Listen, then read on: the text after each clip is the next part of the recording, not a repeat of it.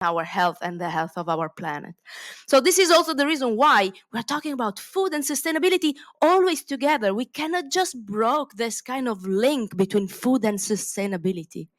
And now I want to welcome here on stage my friend Begoña Villarreal, who has been leading this amazing team since the first day. So Begoña, the stage is yours.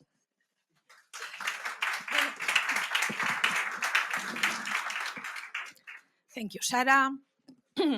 Buongiorno, grazie a tutti per essere qui con noi in questa giornata.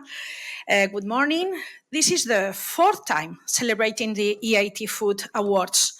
For us, it's a pleasure and an honor to recognize the value of the media in the dissemination and promotion of the values of sustainability and innovation in this sector that is such a strategic for everyone and close to our heart.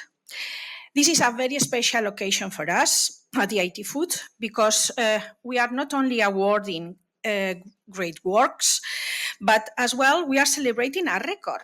We have had this year 108 participants in Italy. A record as well in Portugal, Spain, Italy. We are doing these awards in these 3 southern countries. And this is thanks, mille grazie, to UNARGA, to ASBIS, to 𝗶𝗿, Centro Studi Assaggiatori, and ITALPRESS. They have collaborated with us this year very much. For the whole team, these awards are very important too because we are doing it as the opening act for 𝗵'𝗴𝗿𝗶𝗀𝗿, our annual event that begins tomorrow. You will hear about it just in a moment by our CEO, Richard Zaltzman. So we are gathered here today to testify that it's necessary to tell stories. Stories that describes in a simple way the innovation and the research done by individuals working in our agri-food sector. Individuals that work in companies, in universities, in RTOs, working every day to improve our food system, make it healthier and tastier, and making it more sustainable. Also, these awards are for inspiration. I have been very lucky reading some of the good stories that makes innovation something real and useful for the sector. We had plenty this year. I personally would like to invite you to enjoy the pieces that the Italian media have produced, and as well to congratulate the winners of this 4th edition in Italy. We know how important it is to describe the best practice, the innovation and developments, but also the stories of those who make them possible. I assure you it has not been easy to choose the winners. By the way, in addition to the Food Day, tomorrow is the Rural Women Day. We have some stories about that too. Grazie a tutti e benvenuti ancora una volta.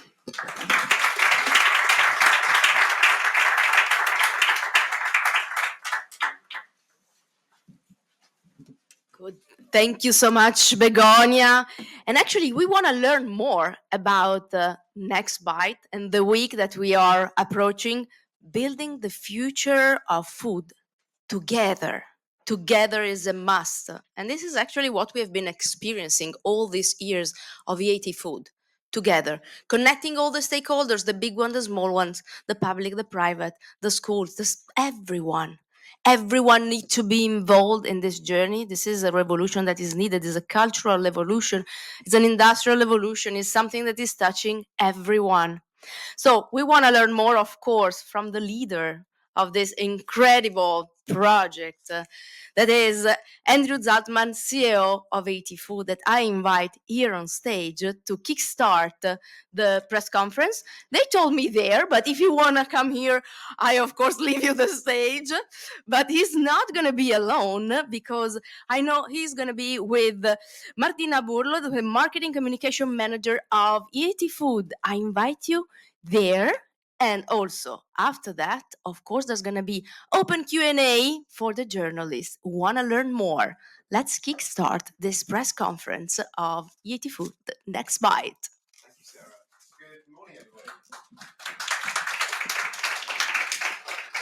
Are we good? Brilliant.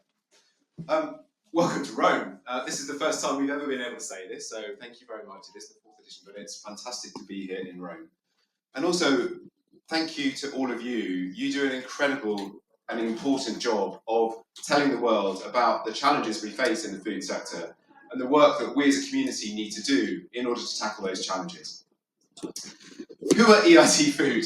We're actually, we believe, the world's largest food innovation community, certainly Europe's largest food innovation community. And we're here to produce a future-fit food system that produces healthy, sustainable food for all.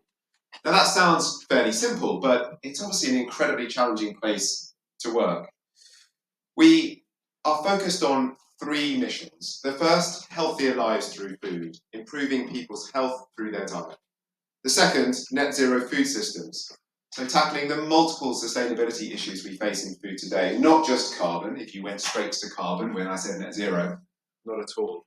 There's many, many elements to this, whether we're talking water, nitrogen, biodiversity. And the third is reducing risk for a fair and resilient food system. And I think it's impossible to ignore the strain that the food system is under today when we look at the weather events, Russia's war in Ukraine, all of the other pressures we face in a global system. Resilience is absolutely key for all of us. We work at a local, national, regional, European, and indeed increasingly global level, fostering collaboration and accelerating innovation across all elements of the food chain. We're also very pleased to be working on the global stage. We're the Secretariat of the Action on Food Hub at COP29 this year in Baku, and hope to take that forward as a single voice for food in the Blue Zone at COP going into Belém in Brazil as well. All right, that's all very well, but what have we actually done? Well, we've been around now, we're in our 8th year. Currently, we're working with 182 partners across 32 countries. We are running 280 projects at the moment. We support around 100 startups in our core programs, around 250 more in adjacent programs. Those startups have done some quite incredible things. Last year alone, they raised nearly 210 million euros together, and cumulatively, those startups have raised over 2 billion euros together. So we're supporting people, we're supporting the jobs, the companies that create innovation across the food system, as well as bringing the companies, the NGOs, the research organizations, and our universities together in communities that tackle the critical issues that we face. So just to bring this to life a little bit, we think about some of the key issues: protein, net zero food systems and regenerative agriculture, or indeed consumer trust. On the protein space, we've created a protein think tank, the Protein Diversification Think Tank, that brings together actors right across the food chain to look at this challenge of how do we transition the protein diet for Europe. Not just a straightforward switch from meat, but how do we bring in a diverse range of proteins? That think tank has produced 2 papers, it's built momentum inside the Commission, and it's an important policy influence vehicle. Policy influence being a key lever of change that we as a community seek to activate. On the ground, we're working on a very ambitious regenerative innovation portfolio, trying to create landscapes of change across Europe. This is a 30 million euro project for us, and the first landscape is now live in Navarra in Spain. We're engaging farmers on the ground and all of the actors through the value chain, from the companies, the banks, the insurance companies, and of course, critically, the local communities within which those farmers work. And this shows a transition pathway for significant change to produce regenerative food systems across Europe. And lastly, in terms of building consumer trust, you may have heard of Foundation Earth, an eco-scoring and data company. We have integrated Foundation Earth now into EIT Food to really bring a deep understanding of how we can influence consumer behavior and work with companies to produce high quality information. We've brought this together into an alliance which will bring together we intend to bring together all of the standards and the labelling organisations to look at a way where we can produce trusted information that consumers can use to make choices when they take food in the shops. So we're an incredible community working across Europe, working more broadly across the globe. We've got incredible people learning, we've got incredible startups creating businesses, we've got partners across Europe pulling together projects which tackle some of these enormous systemic issues. And as a community, we're incredibly excited to be here today. As Sarah said, with World Food Day coming up, we believe this community has got the ability to effect the most astonishing change for our food systems, and we're very, very happy to be here to kick that off today. So now Mark is going to tell you a little bit more about what 𝗶𝗴𝗍𝗿 holds for all of us. Yes, and we want to translate what Richard just presented. Ok, perfect. So, oggi sono molto contenta di avervi qui e di introdurvi l'evento di punta di EIT Food, che si preannuncia essere non solamente un evento, ma un incontro della più grande comunità di innovazione alimentare al mondo, dove si terrà a 2 passi da noi, qui alla Nuvola, se non lo sapete ancora, a partire da domani per 2 giornate. Saremo qui insieme appunto alla comunità di innovatori, pensatori, scienziati, imprenditori, start-up che fanno parte della nostra comunità. Guardando al futuro, la necessità di trasformazione non è mai stata così urgente e noi lo sappiamo benissimo, come lo sa molto bene la comunità internazionale. E dal garantire le diete più sane all'affrontare la crisi climatica, ci troviamo davanti a sfide sempre più complesse e anche interconnesse, che le rende ancora più difficili a volte da sbrigliare. È richiesta un'accelerazione nel cambiamento, ma anche un cambiamento radicale nel modo in cui coltiviamo, produciamo e anche consumiamo il cibo, quindi che va a toccare tutti quanti gli elementi e gli aspetti, dalla produzione fino al consumatore finale. Come sarà diviso l'evento? È un evento molto importante per noi, è la prima volta in cui proviamo a riunire tutti quanti le aree tematiche che sono rappresentate da EIT Food, e saranno appunto per facilitare la fruibilità dell'evento divise in macro aree. La prima macro area è quella di cui parlava poco prima Richard, è quella che riguarda il cibo come medicina, cioè come il cibo può essere importante nella prevenzione e come l'approccio alla nutrizione può cambiare la salute dell'essere umano. La seconda macro area che avremo presente all'evento è quella che riguarda la crisi climatica e come raggiungere e lavorare insieme per arrivare all'emissione zero da parte della produzione del settore alimentare. La terza parte è quella che guarda un po' più da vicino a come trasformare i business, quindi come creare nuovi business che riflettano le esigenze che ci sono nel settore della produzione. E l'ultima area tematica, non ultima per importanza perché ricopre un po' l'aspetto che è più pratico. Diciamo che tramite EIT Food e i nostri collaboratori riusciamo a sbrogliare, a riflettere e a collaborare sulle parti più teoriche, ma l'elemento pratico e di imprenditorialità è molto presente nella nostra organizzazione. La quarta area riguarda appunto il coinvolgimento delle start-up, ne saranno presenti circa 50, che presenteranno non solamente i loro progetti e prodotti, ma il percorso che li ha visti collaborare all'interno della nostra realtà, insieme anche partner investitori privati. Non è tutto qui, ci sarà anche un marketplace del futuro, ovvero il posto in cui saremo più vicino, saremo capaci di osservare la parte più vibrante, che è quella della creazione dell'innovazione, non solo i prodotti ma anche i progetti. Verranno presentati i lavori che sono stati svolti finora, dove sono le innovazioni e dove si stanno dirigendo, quindi i piani nel futuro più imminente. Saranno presenti non solo le start-up, la nostra comunità, gli investitori e anche ovviamente gli esperti del settore. E vi invito a visitare quest'area perché è la parte, come ho già detto, più vibrante dell'evento. Perché è importante e penso che sia molto significativo sottolinearlo a tutti voi, che siate giornalisti che raccontano le storie che orientano l'opinione pubblica o che siate rappresentanti del governo che creano le politiche per guidare il futuro. Il vostro ruolo e il nostro ruolo, perché anche noi di EIT Food siamo protagonisti in questo, è di spingere a questa trasformazione fondamentale.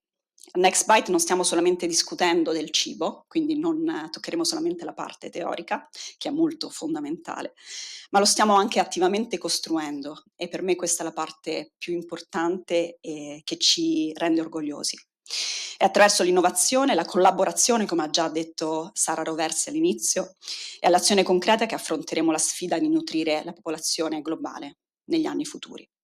Quindi invito tutti quanti voi qui presenti ad unirvi a noi nei prossimi giorni, proprio qui davanti, presso la Nuvola, per scoprire insieme dove siamo arrivati fino adesso e quali sono i progetti più imminenti nel futuro. Grazie.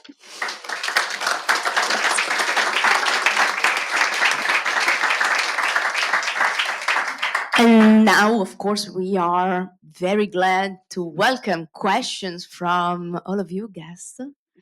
I don't know if there are questions coming. None? Are you planning to do another edition of the next bite? Absolutely, yes. So we are. So first of all, what is Next Bite compared to what we've done before? We have had a partner event. It used to be our, just called rather boringly, the EIT Food annual event. It was a little bit difficult to get excited about that, and it was also just focused on really the work that, some of the work our community are doing. The Next Bite concept brings together all of the elements of what we're doing.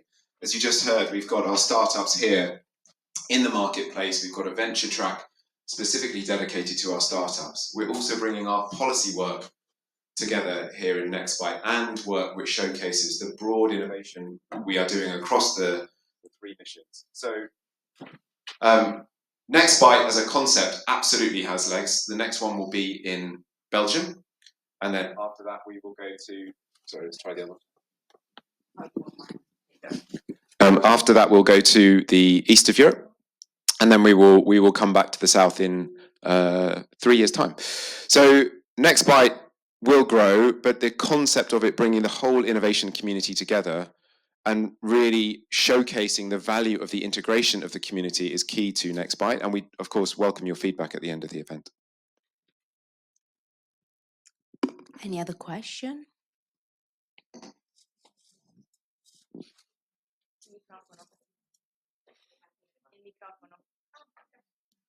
Yeah.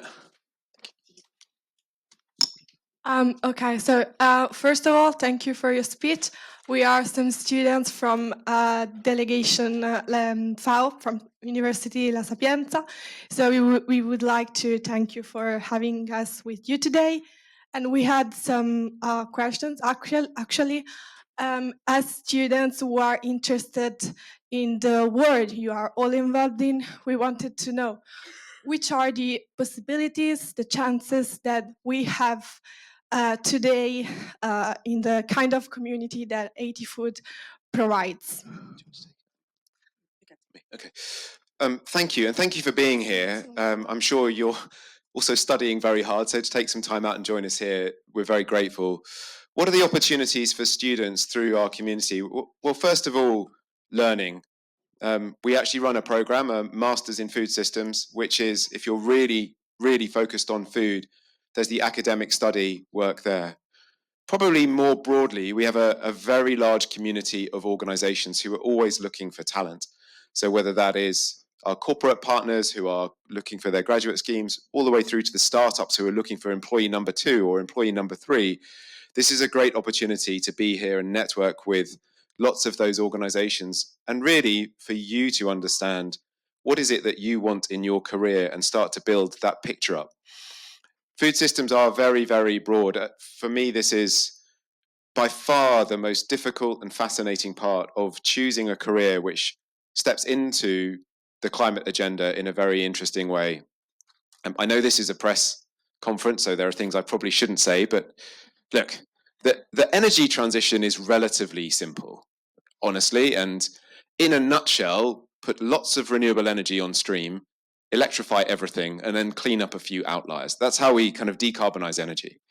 But food is so different. It's very, very multidimensional. There are deep social elements to food which bring in academic backgrounds from sociology, anthropology, history. There's a very, very technical element to food around biochemistry, agronomy, etc. And of course, there is decarbonization, energy, etc. in the food system. So if you want a career in the food system, there's such a breadth available for you of what you can do. being here at 𝗶𝗴𝗿𝗃 is a great opportunity for you to just explore as you take those first steps. What direction or directions do you want to build your career in? So I would say the opportunities are endless. I know that sounds difficult when you're looking for the opportunity, not having too many doors can be confusing. But you're here with organizations that provide many, many opportunities for you to grow, to learn, to find work, to be inspired. So talk to people while you're here. Thank you very much for coming, and just ask those questions. It's a career journey, not just the next step. Thank you so much. Thank you for highlighting the learning opportunities that we have. Maybe the other students have other questions. Be prepared, because some of them are from political sciences studies and others from gastronomical studies, so they might be quite different. Who wants to speak? Thank you so much. Andrea? Okay. Okay, so I'll have more questions as the representative of the delegation. So we are still learning, we are still students, some of us are graduating in these days. How he's working in such a big and complex network that operates at such a, like, at an important level? How is it? Like, some insights from... What's the experience like at EIT Food? What's the experience? I'm not going to lie, it's hard work. It's hard work. So, but then I don't think we'd be here if we wanted an easy job. I mean, if you want a straightforward job, go into something where you can just learn the answer. I'm going to say something very controversial: accounting, possibly law. You know, there are plenty of career. I'm not saying they're easy, but you know, it's a fairly straight line. This is a systemic. We're in an arena of systemic change. So, what is it like working for EIT Food? It's complicated. It's challenging. It's very, very exciting at times. It can also be bureaucratic. There are processes. We are a European Union funded organization. We have the privilege of working with taxpayers' money. We are paying for what we do. And that's really important. Again, when you think about a career, what is the governance framework you're working under? It's probably not the first thing that springs to mind when you pick a job, but we do have a set of accountabilities to the people who are paying for this work, to make sure that we deliver well. So there is that element. But inside EIT Food and the community, there is the most astonishing opportunity to find something that works for you, to work in challenges from deep sustainability through to high-level information dissemination and communications. You can work in fairly deep projects. You can work with entrepreneurs and startups. You can work in the funding side of things and helping us raise money. So it is a challenging career. It's one I would really love people to think about as their first step in a job. And we're trying to create more opportunities for people earlier in career in the organization to come through. And also within our partners, we are just one part of a very large community. And that community creates lots of opportunities for synergies, working in collaborative teams. But if you like a 9-to-5 job with an easy life, it's probably not for you. If you want a job that is really going to challenge you, grow you, and lead to a career path which you probably can't even imagine today, then certainly this community is a great one. I don't want to embarrass her, but I would also encourage you to talk to Sarah, because Sarah and the work that she has done of creating, like from nothing, creating opportunities for change has been incredible. So I think we can only look at that as an example of how you take a challenge and you create a movement out of that challenge, and that movement brings in people like you who are passionate about what you want to do and creates opportunities for you to find work and learning within that. Okay, thank you. I would say working in food is a mission. Yeah. It is a mission, absolutely. It's not just a normal work. And it is an incredible opportunity, because food is something that we all hold in our hands and is a very powerful tool to create a huge impact. So thank you so much, Richard. I have actually another question for you. You're not allowed to ask questions. We can talk offline. Because you know, I think that I've seen EIT Food in many different very important stages. We're talking about the Climate Week, we're talking about Davos, we're talking about COP. I know that we have a COP upcoming, and I want to see also what are going to be the next step for EIT Food, because we strongly believe that you're doing an incredible work connecting schools, academics, startuppers, scientists, industries. But we also know that we need to keep going, making advocacy and inspiring the world leaders, because at the end we need to change mindset and culture and approach to food at every level. Yeah. Okay. Well, what are we doing? So thank you, Sarah. Let me just compose my answer again, aware that there's nothing like, there's no concept of off the record. We're going to be, first of all, focused on bigger, more impactful things. So in the past, if we're really honest, when we look at the projects we used to do, many of them were really interesting, fascinating, but did not have a pathway to real impact and scale. We didn't think that through. What difference is this actually going to make? And that was a realization we've come to, that we have to think a lot harder and be much more focused on what is the real impact we're going to have. So we're starting this with the regenerative innovation portfolio. It's a new concept for us, where instead of putting money on the table, we are asking corporates to pay in a co-finance portfolio of work at much, much greater scale. You know, we're going from projects which might have been 2 to 3 million euros, which is still very significant, to a portfolio where we intend to deploy 30 million euros in one focused portfolio on regenerative agriculture. Why? Well, momentum. Momentum is important. It's a very intangible feeling, but when we talk to corporates, we talk to leaders in those companies, talking about spending a few $100,000 isn't interesting. When you start to say, we're going to spend 30 million, are you on board? Then they wake up a little bit. So that engagement piece, I know money is a very crude lever to use, but it's important. So number one, bigger, more focused portfolios. Secondly, we're going to be, and we are being, more challenging. So you picked 3 events, Sarah, where we've been. So Davos was my first day as CEO. It was my first Davos. Can I just have a quick show of hands? Who here has been to Davos? Okay, we've basically got a Davos Virgins audience. That's good. It's a weird place, right? It's a very weird place. So Davos, I mean, it's a ski resort in the Swiss Alps. It's basically you're knee deep in money, and yet nobody wants to spend it on the good stuff, is what I would characterize Davos as. Now, so there are a lot of companies saying, we think we want to do the right thing, but not knowing what to do. And everybody's being very nice to each other. It's sort of the same in COP. You go to COP and it's basically 50,000 people screaming at each other, please do something. But they're all people who want to do something. We haven't really got the audience there of people who aren't yet over the fence. So we're going to be much more forward in challenging the areas that really need to change. So for example, finance in regenerative agriculture. We're building towards bringing finance to the table and saying, come on, let's really innovate.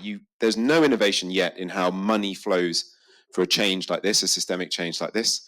So let's bring you to the table, work with you, support you as a sector, but you've got to fundamentally change. We're not talking about 2 basis points bonus for doing carbon credits. We're talking about fundamentally redesigning how money flows into that area. So a bit more challenge.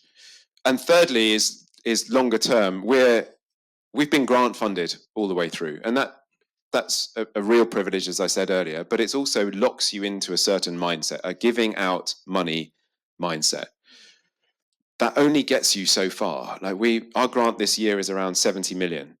That's a lot of money, but it's nothing in the grand scheme of things. If you take 70 million against CAP, that's not even the CAP Christmas party budget. So we need to change the mindset from giving money out as the lever of change, of using the money we do have as a catalyst to really kickstart action on a much broader scale. So I'd say those 3 things is a real mindset change for us as a community. Go bigger, be more challenging, and think very, very differently about the levers that we use. Thank you, Richard. Thank you so much. Any other questions? Buongiorno, ben arrivato. Io parlo in italiano perché il mio inglese è abbastanza ridicolo. Sono Roberto Zalambani, presidente nazionale di UNARGA, il partner del Premio per la stampa specializzata. Noi rappresentiamo anche il giornalismo specializzato agroalimentare in Europa e nel mondo attraverso ENAGE e IFAGE. La mia domanda era, oltre al ringraziamento a EIT Food per questa bella opportunità annuale di collaborazione, chiedo all'amministratore delegato che ruolo pensa che debba avere negli anni a venire la stampa specializzata per promuovere la buona agricoltura e il buon giornalismo. Thank you very much for the question. We translating back? Great. Look, journalists have a critical role in bringing balance to the discussions that we're having today. And it's a very, very difficult role. When I look at some of the challenges, I mentioned protein before, it's become a political issue. It's become a social issue. It's become one that is driving decisions based on emotion and feeling. And that's the same for many, many elements of the food system. If we look across Europe, farmers are in real trouble. Their livelihoods are on the line. It's an incredibly difficult arena to work in. And journalists have both, I suppose, the opportunity, but also the duty to bring a voice that is balanced across the challenges that we have. We as a community can highlight the issues, but it's you as a community of journalists that can then bring light on what the opportunities are for people every day to be involved, for politicians, for other influencers to look at those issues and choose to take action which will be positive. I don't really want to talk politically, and I know that they're obviously coming from the UK, where journalism has driven some possibly undesirable outcomes in the format of Brexit, for example. You have to work within the parameters of your own publications, but all I would ask is that when we look at the food system, there are some things in food that are just too important to be subjugated to the political agenda. Food poverty and food security is an issue that affects millions of people. Forgive me, because I don't know precisely the numbers in the EU. In the UK, of a population of 60 million, 7 million people are dependent on food handouts or food banks, over 10% of the population. Nearly 30% of children in schools in the UK are coming to school undernourished. And so when I look at the challenge facing journalism, there are certain things that are immutable. They are being taken as a political football, but I would humbly ask that journalists remain brave and resolute in the face of challenges from politics on those issues where, when we look them in the eye, they are incontrovertibly ones which affect people who otherwise have no choice in the matter. The people across Europe who can't afford good quality food every day, the children who go to school on an empty stomach, the farmers who have very, very little choice of, do I keep my family fed and do I keep my farm, or do we go under? Representing those voices in a balanced and well-researched perspective is really, really important for all of us. There are some things where we can play politics on the edges. That's absolutely fine. I think we all know where those issues are. Where is the line we must not cross to make sure that we are representing those who otherwise would not have a voice? Thank you. Other questions?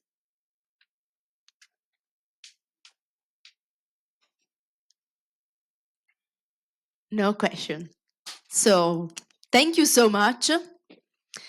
I think that we are starting now another session that is gonna give us the opportunity to deep dive on the topics that you were highlighting. We look forward to follow EIT Food in the next 2 days. I know that are gonna be very insightful, inspiring, and it's gonna be like a kickstarter of a brand new year where we all need to join forces, because innovation, as you were saying, actually is a collaborative effort, is a cooperative effort, and we need the support and the participation, active participation, the presence of everyone.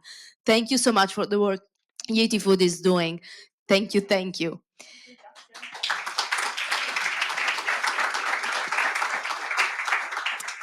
So, of course, my question before was already a little bit, say, unleashing the power of something in which I strongly believe. We're talking about regeneration. We have been talking a lot about sustainability for many years. Last decades was all about sustainability, but sustainability is not enough. Being sustainable nowadays is not enough. We need to implement a different mindset, a different culture. It's not just about circularity. Regeneration means to leave the world better than what we found before. And this is what is needed at every level. We are, of course, starting from agriculture, because when we're talking about environment, we're talking about the starting point. Pope Francis, we are here in Rome. I can actually quote Pope Francis, always says that we cannot live healthy in a sick planet. And of course, to care about the planet, we need to start from the soil. We need to start from water. We need to start from the air we're breathing. This is the starting point. And of course, to do all of that, we need good policies, and we need to inspire policymakers. We need to make them aware about what we're talking about, because sometimes they simply don't know.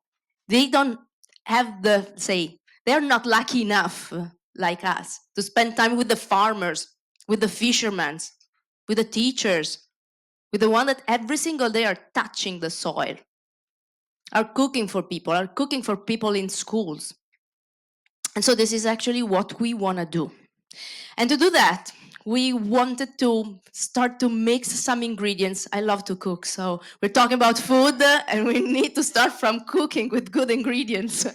So I want to invite here on stage for the next session, where we're going to talk about shaping a resilient future, public policy, and regenerative agriculture transition. I want to invite here Begoña Pérez Villarreal, that is the director of EIT Food CLC South, our first guest. I invite you to join us here on stage. The next session is going to be a mix, a little bit Italian, a little bit in English. We're going to anyway play with that. I know we have Virginia, Daniele, all our friends that are helping us translating. Thank you so much. Then Charlotte Weston, Global Sustainability Director from EY.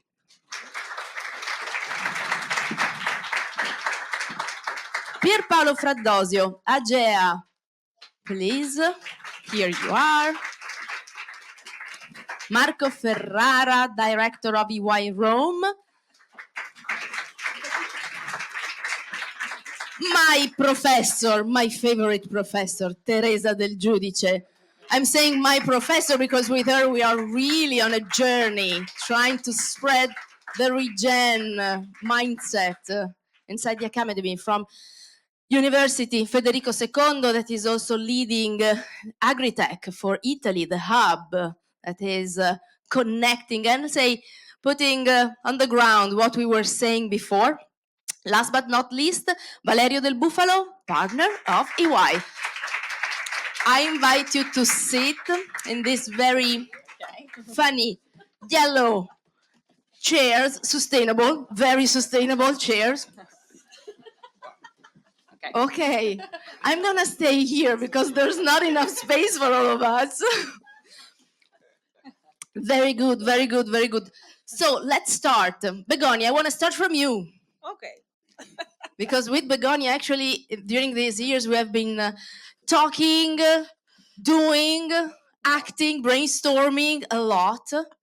Now it's time to start this regenerative transition. We have been exploring multiple things, from women entrepreneurs in agriculture, startuppers, journalists, many, many different things. I want to know, EIT Food, how is starting this transition and supporting the European ecosystem? Let's say European, even if Richard just showed us that it's not just European, because we want to inspire all the others also. But anyway, let's start from Europe, this regenerative journey. Yeah, I will start even from Italy, because, you know, we have more than 400 farmers in Italy already in transition. We started in 2020, so 4 years ago. These 425, more or less, farmers in Italy have joined some of the 14 courses that we made for these 4 years. They are around 12,000 hectares, and they are in a 3-year transition. They have signed a contract with us to transform part of their land into a regenerative land. So it's something that is not going to come, is coming already. For us has been very important. All in all, in the South Europe, we have about 30,000 hectares working in this regenerative movement, I will say. And we will comment later on. We are pushing the business to come together, because farmers are very important, but business are crucial for, as Richard mentioned, for making the whole impact that we need in this sector. Thank you so much. I love to hear the numbers, but also I love to see tangible things. I was very inspired when we opened up our last campus, because I found out a place where there are people living up to 100 years, and a place that is touching the highest ranking from the environmental perspective. Then you connect the dots and you start to interview the farmers, and they tell you that they are regenerative since ever. So, of course, the numbers she's talking about are numbers that within the history have been proving already the impact of what we're talking about. So supporting the regenerative transition is something that at the end is going to be impactful also on the cost of health for us and for the environment. And also is highlighting how much the food sector is interconnected with everything, because it's connected with energy, it's connected with health, it's connected with all the other topics we're talking about. And I'm very, very proud to see that this topic of regeneration is growing and is touching many other say gathering, like for example in the Climate Week 2 weeks ago in New York. Let's say I've been connected and invited also by EY that was already talking about regeneration and regenerative practices. So I would love to ask to Charlotte Weston to talk about the research, the numbers, other numbers. We need numbers. We need to become accountable, and numbers help us to really understand the size of the impact we're talking about. Yeah, thank you. And thank you very much for having me here. I completely agree with you. I think knowing the scale of the challenge that we're addressing is crucial, as well as Richard was saying, recognizing that it's really a systems challenge and with deep complexity. If we think about just some of the elements, and I'm going to pick up on the environmental element first, the scale of funding that's needed is colossal. So when we're thinking about the gap in financing for biodiversity, for example, that's estimated to be upwards of 700 billion annually by 2030. And you were mentioning COP earlier. We've seen over the last few COPs, there's been a real shift in commitments and in discussions as well around the need to have resilient food systems and sustainable agricultural practices. But for this COP, and there are a couple of COPs coming up this year, which we might talk about in a bit more detail, but for COP29, what we really need to see is financiers and financial institutions, banks, really starting to mobilize that capital. As Richard was saying, it's not really enough to have these commitments anymore. What we need to start doing is being bold and actually driving change.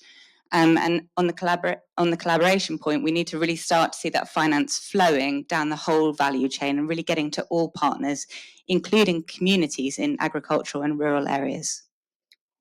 Thank you so much. I strongly believe that the opportunity now is really to start also to share the numbers and touch the heart of the policymakers and the big VC, the one that are making the big investors that are helping us to accelerate the change that is needed. And I want to ask you, Marco Ferrara, what are the challenges and opportunities that policymakers in European Union face promoting sustainable agriculture and resilient food system? Because this is for sure something critical. We were 3 weeks ago at the G7, and we understood that anyway, the challenges are always there. And at the end, this is the big thing, how policymaker can really make the change. Well, thank you for having me, first of all. I think that in order to look at the problem, we have to sort of break it down into its component parts, because essentially what I feel that policymakers right now are facing a triple challenge. So on the one hand, we have environmental sustainability considerations, we have the socioeconomic dimension, and we have sort of the supply chain dimension. And these aspects of sustainability must all be taken into consideration if we want to approach the problem in a way that is holistic and solvable. So if we look at the environmental dimension, you know, as you know, the main instrument of policy in the European Union has been the Common Agricultural Policy. It has existed since forever. And recently, the policymakers have tried to embed sustainability, environmental sustainability considerations through various means, mainstreaming sort of the European Green Deal, the European Biodiversity Strategy, etc. Some people say this has gone too far. Some people say this has not been done enough.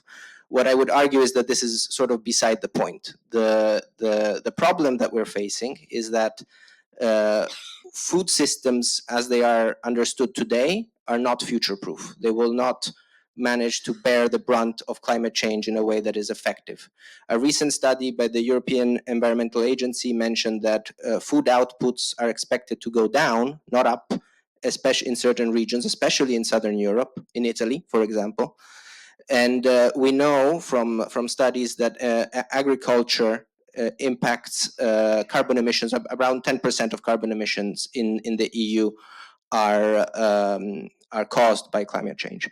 Now, I don't have a solution to that, of course.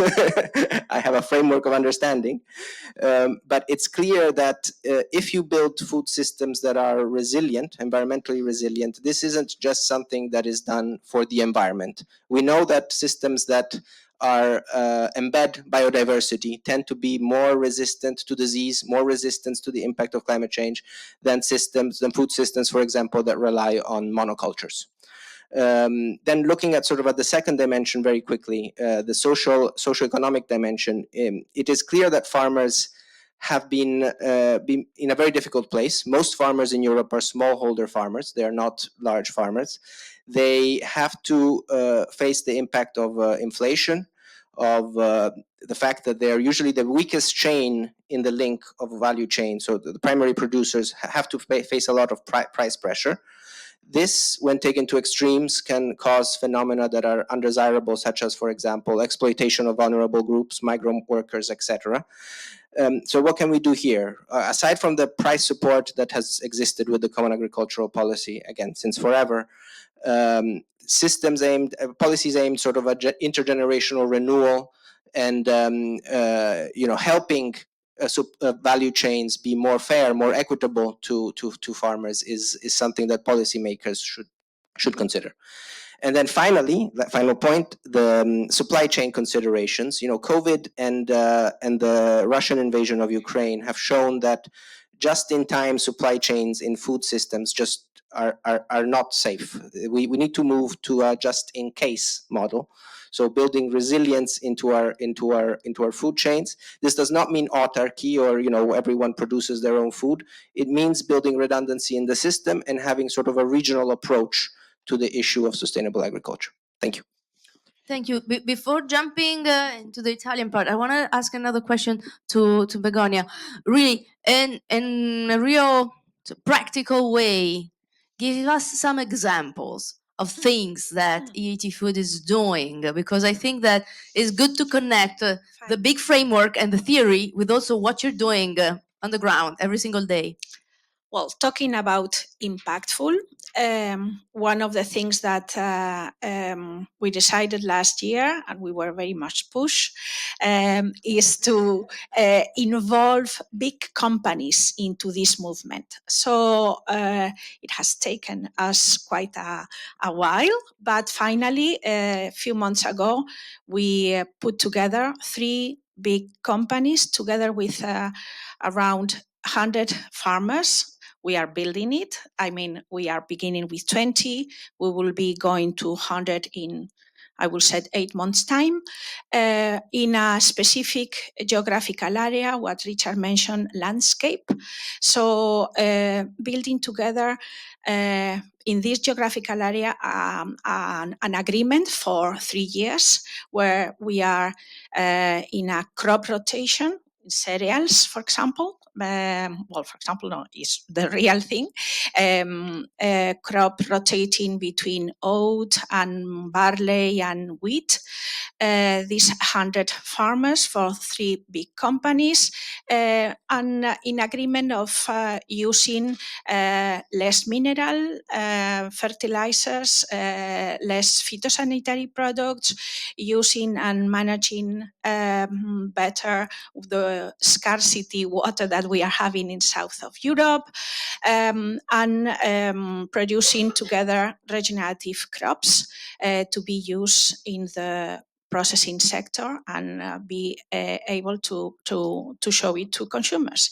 So for me, this is the first example, real example, where we put together in a trust, I would say, joint venture, two worlds that has been using each other, but not so much collaborating so deeply, because we have to convince farmers to trust us during 3 years, and obviously, and corporate has been very. It's the first time that these 3 companies work together in a joint project, by the way.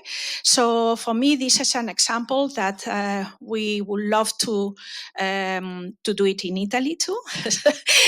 So we are working for having that, and in other countries. So this is a very clear example of how to move on. Grazie mille, grazie.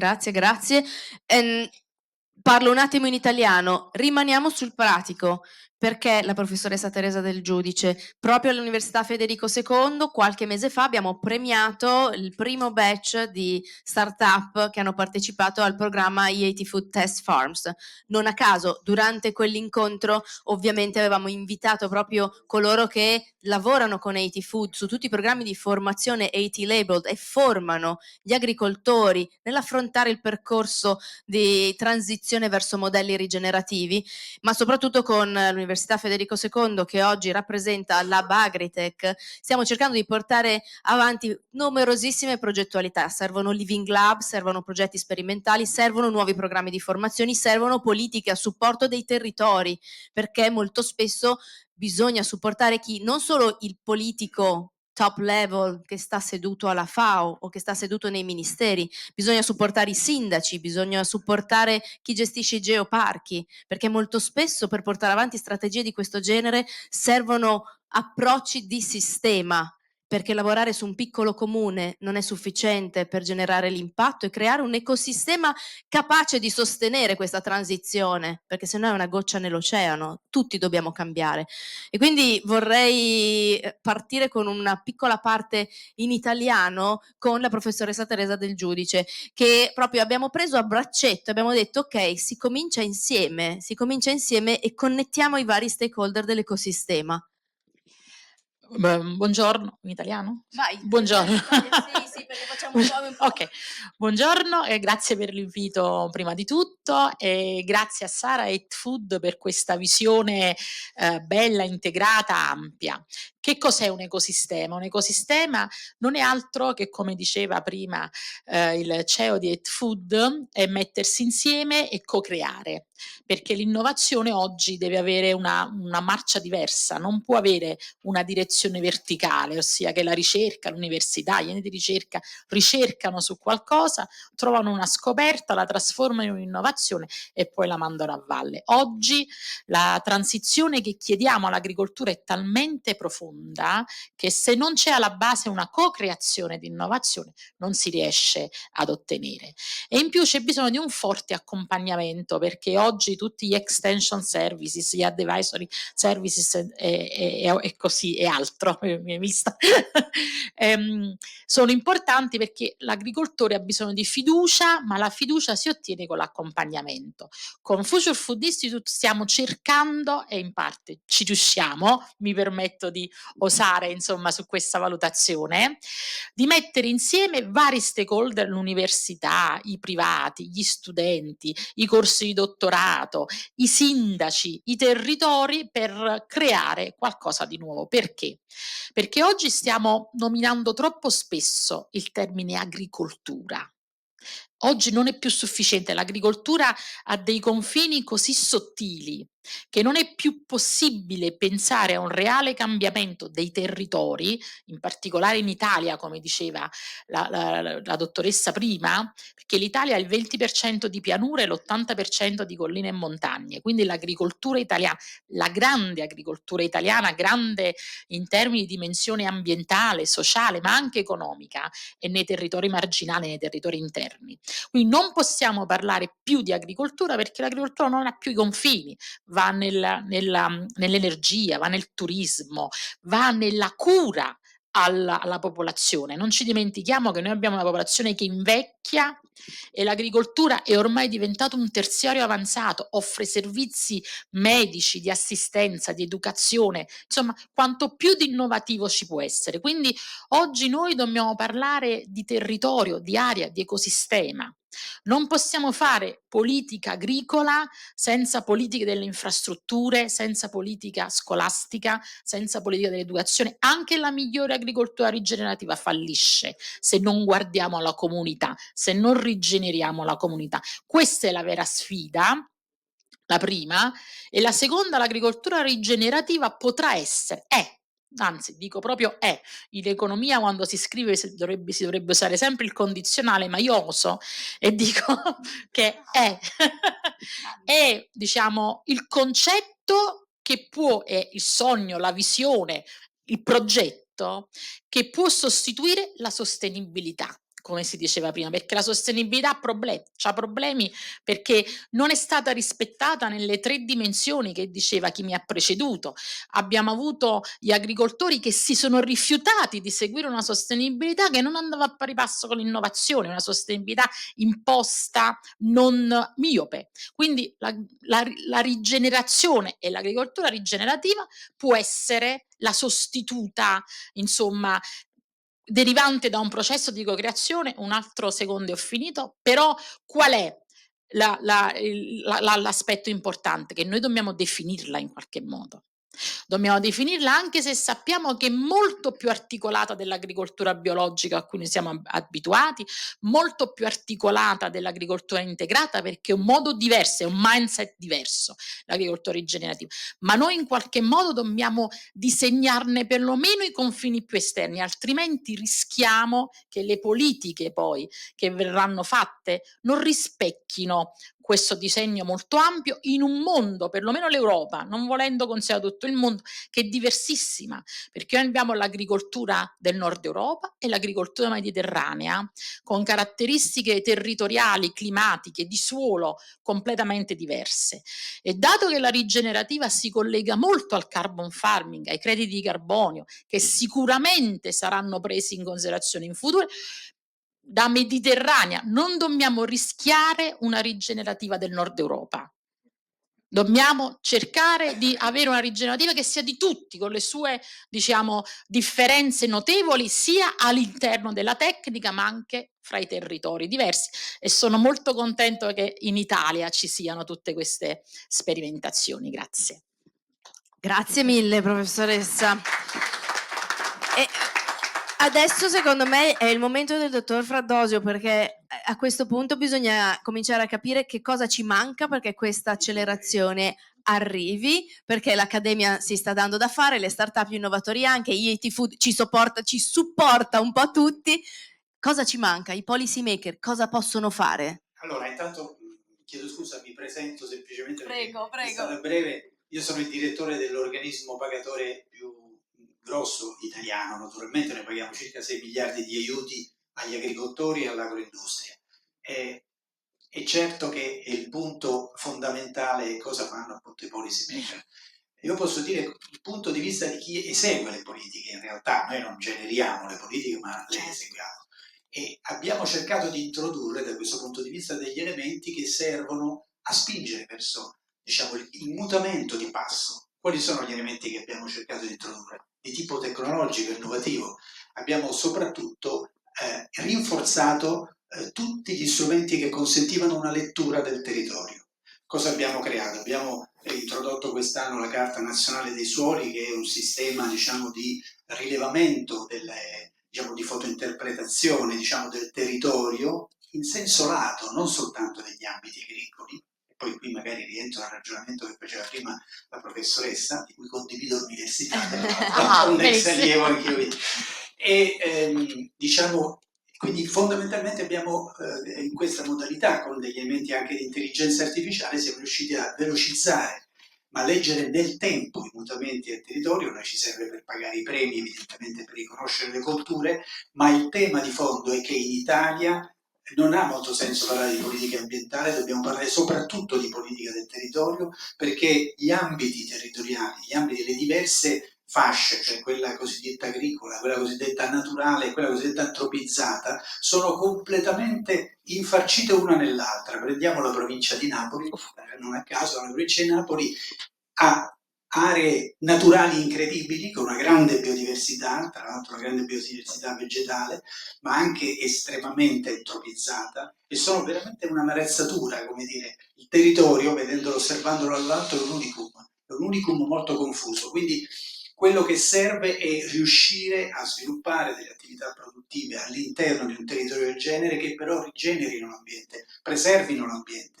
Il principale pericolo per quanto riguarda il nostro paese è certamente il consumo del suolo, è certamente il continuo accrescersi del cubaggio, insomma dell'effetto antropizzante, non giustificato da un incremento demografico né da un incremento della produzione industriale, quindi è completamente irrazionale. Sono evidentemente come delle tossine che noi lasciamo a caduta per inerzia quasi dentro il territorio. E da questo punto di vista anche lì noi abbiamo cercato di sviluppare dei progetti che non si occupassero soltanto dell'aspetto agricolo tout court, ma anche per esempio di supporto nella lotta alla criminalità, per esempio per i crimini ambientali e quant'altro. Abbiamo creato delle piattaforme che sono a disposizione dei comuni. Ecco qui il tentativo di rinforzare, perché è vero che l'anello debole nella gestione del territorio purtroppo sono le amministrazioni di prossimità dei cittadini, che sono evidentemente anche carenti di strumenti amministrativi in molti casi. Noi in questo modo gli diamo la possibilità di vedere il territorio, vederlo fisicamente, vedere come si sta antropizzando il loro comune, e quindi pensare a delle risposte operative. Non vorrei dilungarmi troppo, mi dica se... Perfetto, perfetto. Ma infatti, secondo me, per connetterci al tema dell'innovazione, delle risposte di cui abbiamo bisogno, vorrei chiedere al dottor Del Bufalo di aggiungere un altro pezzettino, perché è utile capire qual è lo scenario che noi stiamo affrontando e quali sono le interazioni, diciamo, fra il contesto agricolo, le sfide dell'innovazione portate in campo. Grazie. Allora, sono stati evidenziati tutti gli elementi principali, no, nel tema della sostenibilità e dell'innovazione, però quello che secondo me va sottolineato ulteriormente è il fatto che l'innovazione non è solo tecnologica. Quando parliamo di innovazione spesso ci concentriamo sull'agritech, su tutto quello che può essere gestito oggi con i dati, che c'è tantissimo lavoro da fare. Noi tra l'altro ovviamente da consulenti lavoriamo molto con l'intelligenza artificiale, con la blockchain, con la tracciatura delle filiere, eccetera, per cui, come dire, è il nostro campo. Però qui un aspetto che forse non viene abbastanza sottolineato è il fatto dell'innovazione anche organizzativa, perché quello di cui stiamo parlando comporta un profondo cambiamento nell'organizzazione delle aziende agricole, perché stiamo parlando di aziende agricole che devono evolvere il loro modello operativo. Non è più solo agricoltura, abbiamo parlato spesso adesso di convergenza di settori, quindi le aziende agricole oggi lavorano anche con il turismo, con l'enogastronomia, con l'energia. Le aziende agricole stanno diventando delle produttrici di energia, o dovranno diventarne sempre di più, devono affacciarsi al mondo dei crediti di carbonio, quindi è un modello operativo delle aziende agricole che deve evolvere. E questo è un profondo aspetto di innovazione, e che richiede anche qui tanta formazione, tanto accompagnamento, tanto ricambio generazionale, perché adesso gli ultimi dati credo che sia il 2021 dell'Istat, del censimento Istat, rilevano che solo credo il 20% dei capi azienda ha meno di 45 anni, quindi abbiamo una popolazione abbastanza grande, titolo di studio abbastanza bassi, credo che più del 65% abbia soltanto la licenza media, quindi un ricambio generazionale e una formazione che devono aiutare le nuove aziende a crescere, a aprirsi verso questi aspetti che non sono appunto solo l'introduzione di nuove tecnologie, ma ripensare profondamente i processi, il modello di business delle aziende, allargarle ad altri settori e questo trovare anche nuove fonti di economicità, perché poi un aspetto che è stato anche questo toccato in più punti, questo cambio verso la sostenibilità non può essere guardato senza guardare l'economicità delle aziende, cioè le aziende agricole sono delle aziende, vivono di profitti e muoiono di perdite, tant'è che negli ultimi 10 anni, almeno in Italia, hanno chiuso 500.000 aziende, per cui le aziende devono comunque generare un reddito, generare un profitto per poter anche fare gli investimenti, evolvere, cambiare i propri modelli. Quindi tutto questo deve essere guardato insieme. Io vi sento parlare e penso alla nuova PAC e a come tutto questo potrà andare in realtà a cambiare molte di queste dinamiche. Vorrei fare un'altra domanda al dottor Fraddosio, perché in realtà sono curiosa di capire con quale velocità di implementazione l'agenzia va a supporto dell'agricoltura in base a quelle che sono poi dopo le direttive che arrivano dall'alto, perché questa è una cosa che fa la differenza. E qui si parla di tempo, il tempo, we don't have time, non abbiamo tempo, non possiamo aspettare molto spesso i tempi di una politica che ci mette troppo tempo a recepire quelli che sono i bisogni. Io faccio un po' su e giù da Bruxelles un sacco e mi rendo conto che bisogna andare a rompere un po' di silos, connettere le varie DG, devono cominciare a dialogare di più, perché non possiamo pensare all'agricoltura senza parlare di energia, non possiamo pensare all'agricoltura senza parlare di salute, non possiamo non coinvolgere DG Regio, perché DG Regio come fai? E allora vorrei capire poi dopo qua come si fa a fare in modo che da su all'agricoltore arrivi velocemente tutto questo. Noi ci siamo appunto concentrati sugli strumenti, proprio perché inseguire le politiche è un po' più complicato, entrare nel merito delle singole politiche. Allora, che cosa potevamo migliorare? Quello che potevamo migliorare è incrementare per esempio i controlli automatici, cioè ridurre l'onerosità amministrativa per il produttore. Abbiamo introdotto la domanda unificata quest'anno, cioè evitato di far fare 2 domande per aiuti differenti, quindi utilizzando disegni diversi, insomma, impegnando di più il produttore. Abbiamo cercato di ridurre l'onere amministrativo. L'onerosità amministrativa molto spesso è vista in modo improprio, per esempio anche dal punto di vista delle garanzie ambientali, certi procedimenti o certe procedure si basano semplicemente sul tracciare amministrativamente quello che si fa, non è che sia la migliore risposta. È un onere, è un costo dal punto di vista aziendale e non è detto che sia la migliore risposta. Quindi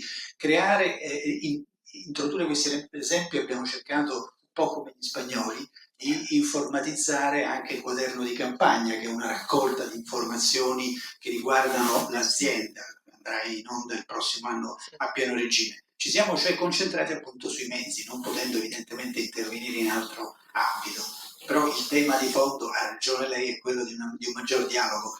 E il maggior dialogo dovrebbe essere, come diceva la professoressa, giocato sul territorio. Il tema è territorio, non è un tema solo ambientale. Per esempio noi in Italia, ma credo anche in Spagna, abbiamo il problema non della siccità, abbiamo il problema della sicurezza idrica, che è un'altra cosa, è una cosa un po' più complicata, ed è un tema su cui l'agricoltura parla, cioè è fondamentale, è un elemento, è un tassello centrale evidentemente nelle risposte in genere governative.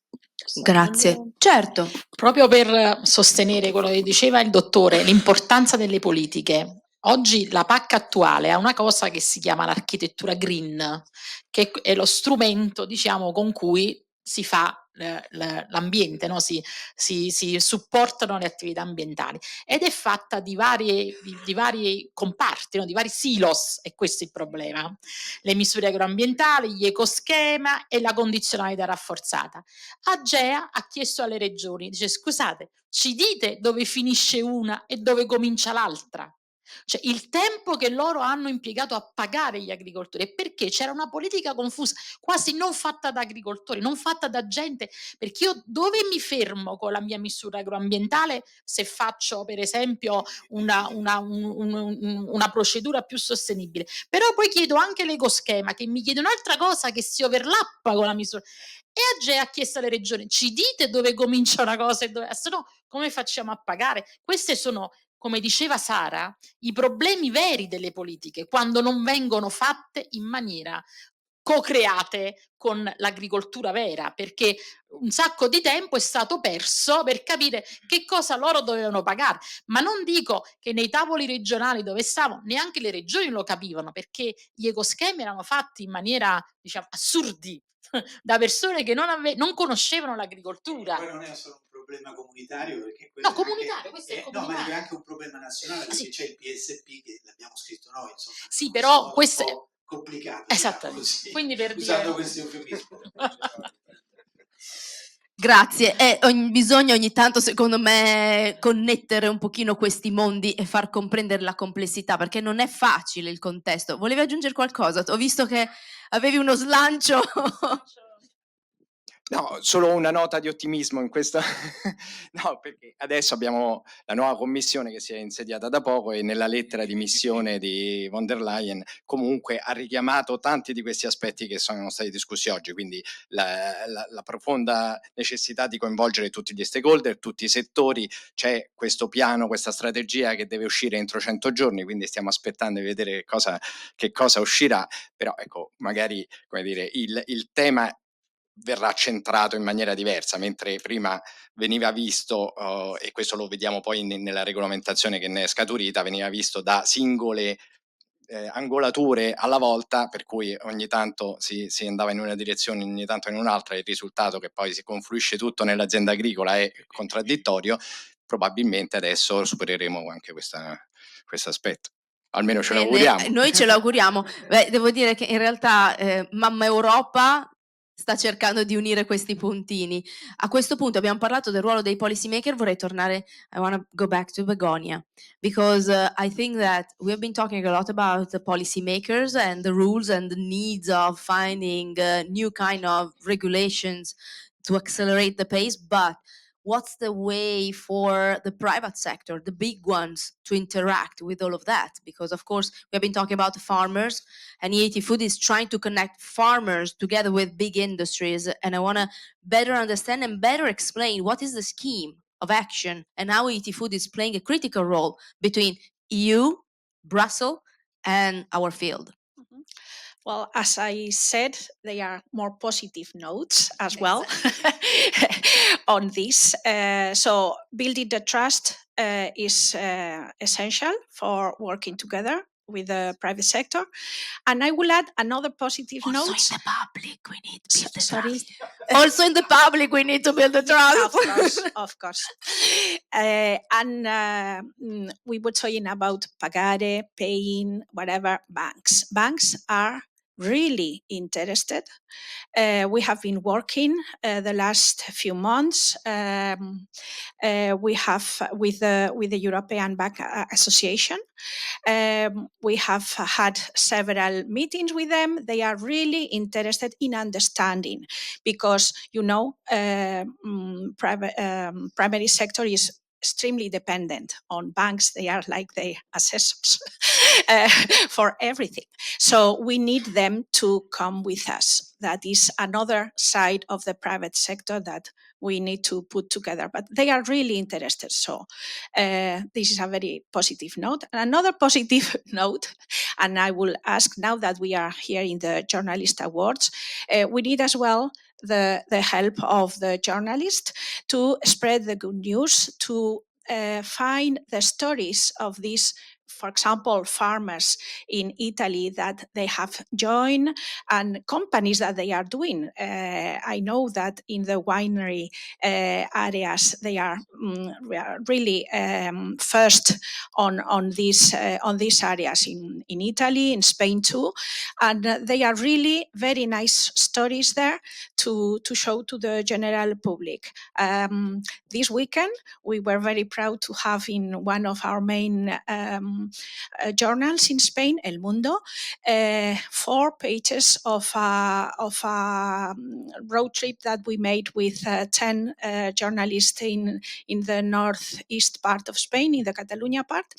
And we would love to do the same in Italy. We can offer part of the stories of these 400 plus farmers that we are having, and that will be really relevant for the whole society and the consumers, the citizens, to understand how this is a movement is going forward. I love it. We need best practices and inspiring stories. And I was actually about to give the mic to you, Charlotte, so it's perfect. Perfect. Go with your comment, and then maybe I'm going to add something. Perfect. It was just a small comment on the corporate angle. And just to add to your excellent points, I think there's a really compelling commercial case as well, which we shouldn't forget for big business and corporates, in investing in regenerative agriculture and natural capital solutions more widely. And when Richard was presenting, I was really struck by his points around making the ask bigger and bolder to corporates. And I think the business community certainly is waking up to the fact that they need to both measure their impacts and dependencies on nature. And of course, when we're thinking about nature, it's not solely agricultural land, but in lots of these countries, a large proportion of that is agricultural land and agricultural inputs. So I think being really clear about the commercial ask as well and being bold with that is a real opportunity. As these businesses recognise their risks, also they're seeing the commercial opportunities there for investment. Thank you so much. So I'm very proud for what Europe has been doing in this decade, setting the pace of the green transition for the entire planet, let's say. So considering that we are going to have many different key milestones to achieve and key moments in the next months ahead, of course, here, World Food Week is for sure one of the moments.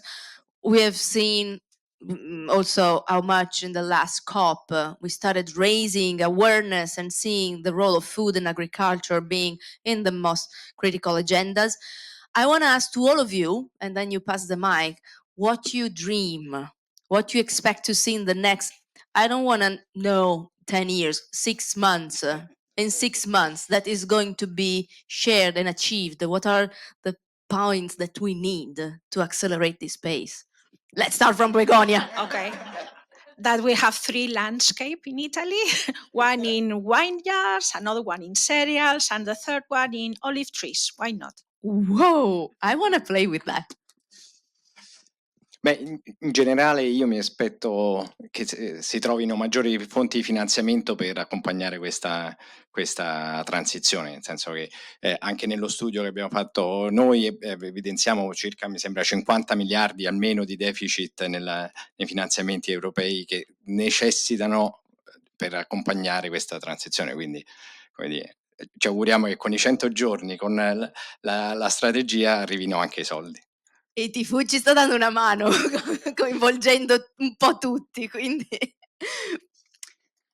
We often talk about the impact that agriculture has on the climate, and it's said to be 30% of global greenhouse gas emissions. I would love to see agriculture recognised as part of the solution, and recognised as part of the solution in terms of what agriculture can bring to societies, to the environment, and to the economy. So I'd love to see that multi-dimensional positive impact and finance mobilised to help transition. Ecco. Dunque, io faccio una cosa un po' strana, nel senso che quello che mi auspico è invece una maggiore attenzione di chi interpreta poi le norme in ambito nazionale, nel senso che siccome c'è un grado di libertà ormai introdotto con la nuova riforma, che sarà certamente conservato, dipende come si riversa poi sulla politica nazionale, quello che sarà il prossimo PSP. Ecco, il prossimo PSP faccio questo grande auspicio, che sia più semplice, meno articolato, però più pregnante, insomma, meno formale, più sostanziale, andando cioè sulla sostanza delle politiche e quindi introdurre i principi di migliore gestione del territorio e in generale di superamento della tradizionale sostenibilità in favore di una evoluzione sia concretamente, puntualmente messo nelle condizioni qualsiasi organismo pagatore poi di realizzarlo de facto. Grazie. I'm really excited about the potential of that data sharing has within this space, because paying agencies across Europe and the ministries of agriculture and the like are starting to realize that they are sitting on a treasure of information and of data. They're realizing more and more this more and more, and with this information.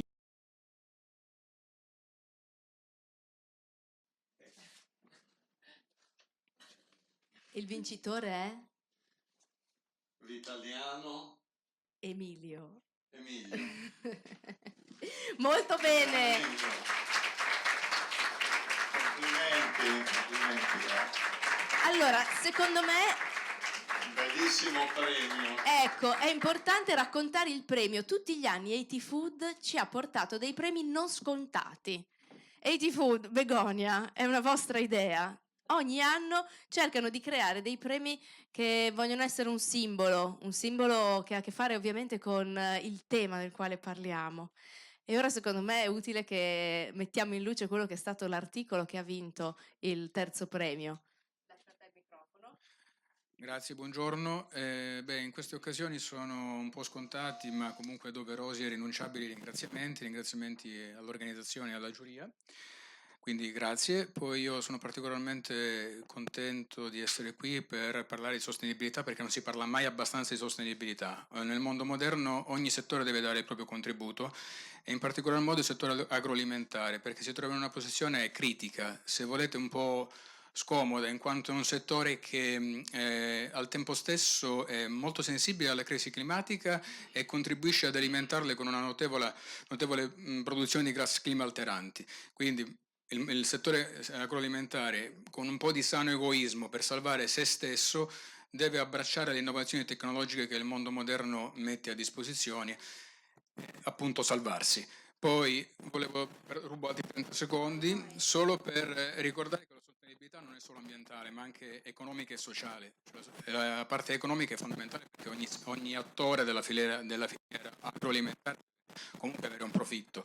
E la sostenibilità sociale è altrettanto importante, perché è una filiera molto estesa come quella agroalimentare, che è una filiera anche molto polarizzata. Sarebbe importante ridistribuire i poteri, perché spesso e volentieri chi sta in alto detta dei diktat e chi sta in basso può solo subire.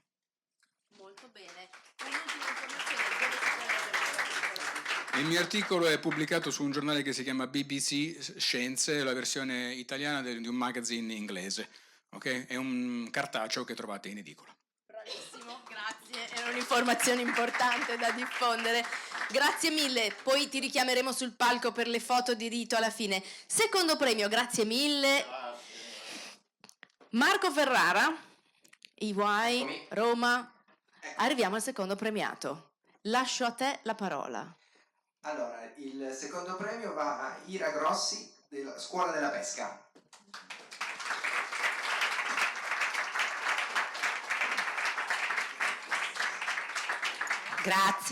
Grazie mille. È un'emozione molto grande, perché questo fa parte di un lavoro che io sto portando avanti grazie soprattutto a un ente che è Camera di Commercio di Genova, che ha al suo interno dei visionari. Quindi quando prima si parlava di una filiera, no? Di cui fa parte la comunicazione, dove dall'alto ci deve essere un appoggio, io ho avuto la fortuna di trovarlo. E con questo podcast Storie Sostenibili, che poi ha dato vita all'articolo sulla scuola della pesca, sto portando avanti questo, un racconto da basso di quello che fanno i nostri produttori, pescatori e anche ristoratori, che poi sono, diciamo, il punto finale, quello che noi troviamo nel piatto, quello che racconta la storia di tutto l'enorme lavoro che c'è dietro. Quindi io voglio ringraziare chi mi ha dato la possibilità di fare questo lavoro, chi mi sta dando la possibilità di continuare a farlo, ed è sempre molto difficile parlare di quello che facciamo noi giornalisti quando siamo abituati a raccontare delle storie, e quindi non vedo l'ora di andare a raccontare anche questa storia. Grazie mille veramente. Grazie. Begoña, again on stage with me. It's time for number one. Yeah. Okay, so I will say few things. I like very much this piece because in a very short story, she has mentioned how she has put simple the process of launching a new variety fruit in the market. 10 years in a very short story make it very understandable for everybody, so I love this way of doing it. So I said it's a fruit, it's mele, apple, is 𝗷'𝗴𝗿𝗿𝗀𝗿, is 𝗷'𝗴𝗿𝗿𝗀𝗿 Global contro il climate change, and her name is Elisa Benko. Congratulazioni.